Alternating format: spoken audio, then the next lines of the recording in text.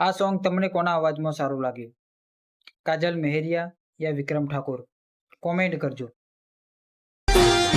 હો દિલની દુનિયા લૂંટાવી